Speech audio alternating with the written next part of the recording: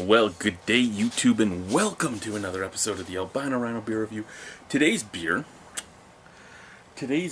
is a very special beer. This was picked up for me by Greg at Black Oak. This came out, actually, a few days before he was coming down to visit family. And I said, hey, can you grab me a bottle of that? I'll pay you, of course. And he went over and he grabbed it. And this is Black Oak's Epiphany number 1. So, basically, kind of the... I don't know if it is made with the same stuff, but it's very reminiscent of the 3-color tone recycled paper that Bose uses. Just, again, it's probably not it, but that dark brown color just reminds me of that.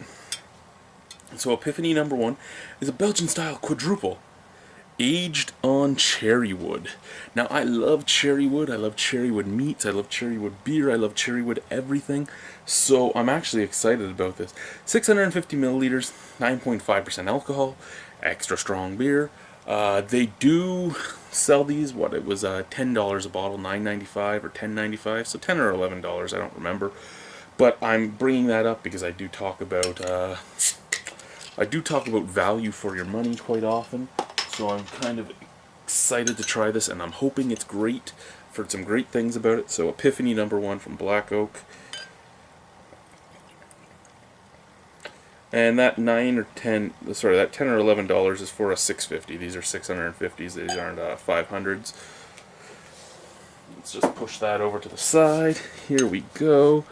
A beautiful mahogany brown color. It's looking dark on the camera itself. Beautiful mahogany brown. Beautiful mahogany brown. Nice head on there.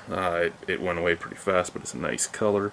You got that mocha almost color. Looking very nice. Smell. Oh.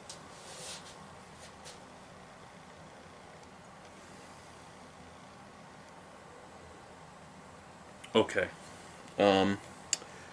Let me say this. Ken, Erica, the whole team over there. This is a wonderful smelling beer. Almost smells like a lambic, like an Oud Bruin. Beautiful vanilla characters, beautiful woody characteristics. You do almost get a cherry scent, which is funny because cherrywood isn't really cherry, but you get an almost sour cherry scent on there. Lots of malt, very sweet, almost like a Belgian candy sugar.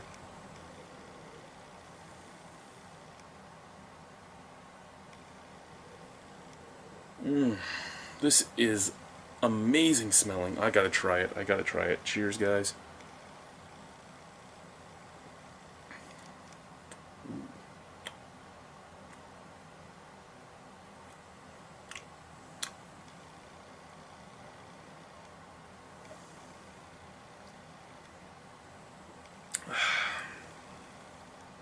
Now, I already know the answer to this. My question is, why can't you brew stuff like this every single day and have this available all the fucking time? Why can't this be available all the time? I want bottles of this. I want a whole fucking case of this right here. I want to be looking at a case and looking at my wife and trying to decide which one I want to keep, the case of beer or my wife. I'd probably keep the case of beer. It would talk back to me a lot less.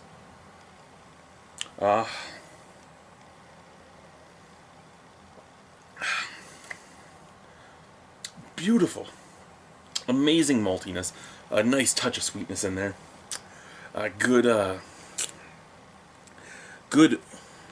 woody characteristics in the background. You're getting like some tannins from the wood.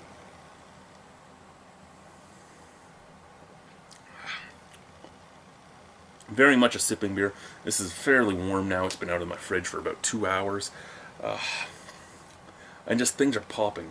Caramel, vanilla, malt, beautiful sweetness, beautiful roastiness on the back end, beautiful woody tannins on the back end.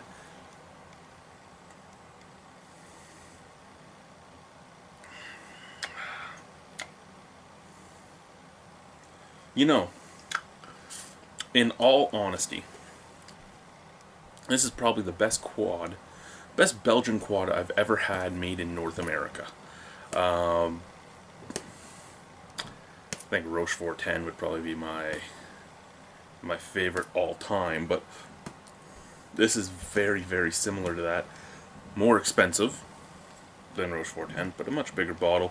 You're still looking at, even when you if you buy 2 bottles of Rochefort 10, you're still looking at an extra $1 or 2 for this. But I mean, that extra $1 or 2 to get a wood-aged beer made by a brewery in Ontario is great.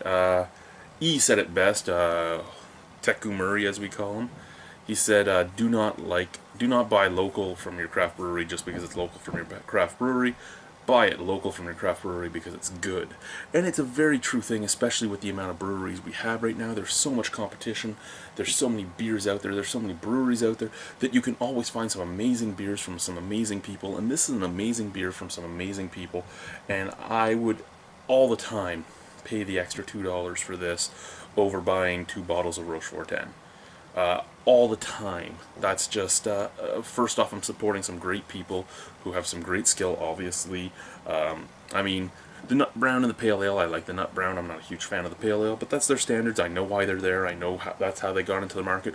But stuff like this is just proving what type of skill these guys have. And they have 10 bitter years, which is probably one of the best double IPAs made in Ontario. They are great people, they're great brewers, they make some great beer, and their value is always fair.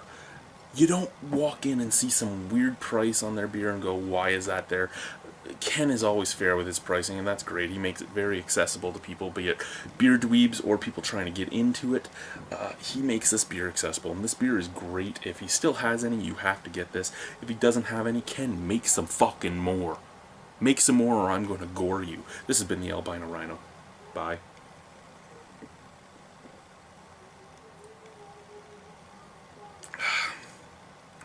At 9.5, you don't taste the alcohol. But you shouldn't chug it. Man, that hurt. Bye.